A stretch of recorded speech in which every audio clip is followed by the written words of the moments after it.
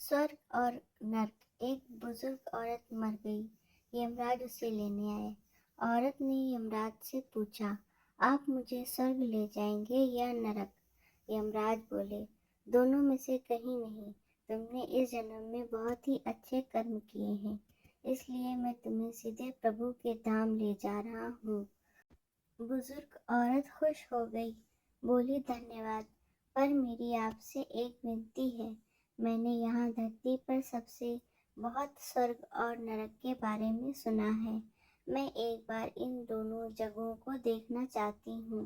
यमराज बोले, तुम्हारे कर्म अच्छे हैं, इसलिए मैं तुम्हारी यह इच्छा पूरी करता हूँ। चलो हम स्वर्ग और नरक के रास्ते से होते हुए प्रभु के धाम चलेंगे। दोनों चल पड़े। सबसे पहले नरक आया। नरक में बुजुर्ग औरत ने जोर जोर से लोगों के रोने की आवाज सुनी। वहां नरक में सभी लोग दुबले पतले और बीमार दिखाई दे रहे थे। औरत ने एक आदमी से पूछा, यहाँ आप सब लोगों की ऐसी हालत क्यों है? आदमी बोला, तो और कैसी हालत होगी?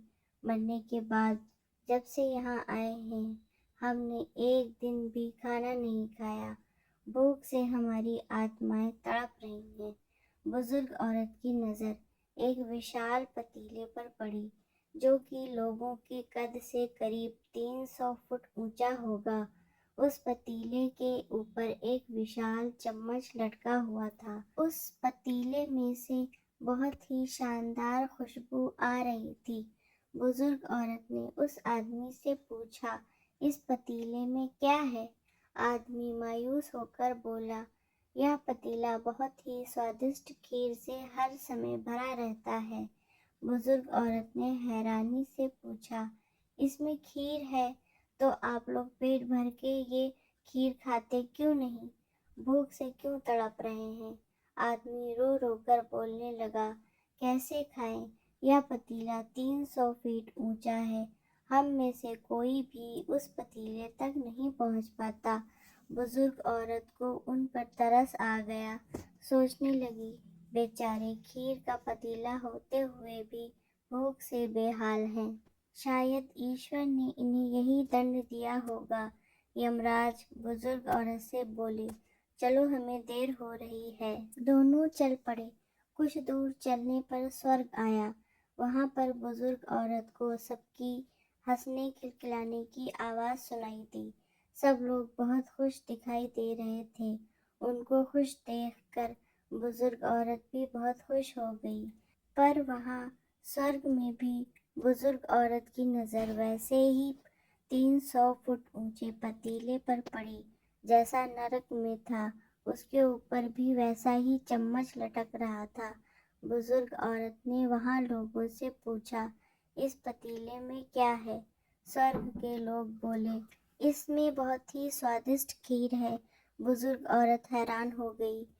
उनसे बोली, पर यह पतीला तो 300 फीट ऊंचा है।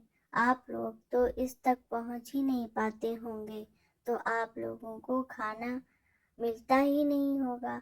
आप लोग भूख से बेहाल होंगे। पर मुझे तो आप सभी इतने खुश लग रहे हो, ऐसे कैसे? लोग बोले, हम तो सभी लोग इस पतीले में से पेट भर के खीर खाते हैं। औरत बोली, पर कैसे? पतीला तो बहुत ऊंचा है। लोग बोले, तो क्या हो गया? पतीला ऊंचा है तो यहाँ पर कितने सारे पेड़ हैं। ईश्वर ने यह पेड़ पौधे, नदी, झरने हम मनुष्यों के उपयोग के लिए तो बनाए हैं। हमने इन पेड़ों की लकड़ी ली, उसको काटा, फिर लकड़ियों के टुकड़ों को जोड़कर विशाल सीढ़ी का निर्माण किया। उस लकड़ी की सीढ़ी के सहारे हम पतीले तक पहुँचते हैं और सब मिलकर खीर का आनंद लेते हैं। बुजुर्ग औरत यमराज की तरफ देखने लगी। यमराज मुस्कुराए और बोले, ईश्वर ने स्वर्ग और नरक मनुष्य के हाथों में ही सौंप रखा है। चाहे तो अपने लिए नरक बना ले, चाहे तो अपने लिए स्वर्ग। ईश्वर ने सबको एक समान हालातों में डाला है। उसके लिए उसके सभी बच्चे एक समान हैं। वह किसी से भेदभाव नहीं करता। वहाँ नरक में भी पेड़ पौधे सब थे और वो लोग खुद ही आलसी हैं। उन्हें खीर हाथ में चाहिए। वह कोई कर्म नहीं करना चाहते, कोई मेहनत नहीं करना चाहते, इसलिए भूख से बेहाल हैं। क्योंकि यही तो ईश्वर की बनाई इस दुनिया का नियम है। जो कर्म करेगा, मेहनत करेगा, उसी को मीठा फल खाने को मिलेगा। दोस्तों, आपको कहानी कैसी लगी? कमेंट करके ज़रूर बताइए। कहानी पसंद आई हो तो वीडियो को लाइक, शेयर और चैनल को सब्सक्राइब करिए। वीडियो को पूरा देखने के लिए बहुत बहुत धन्यवाद।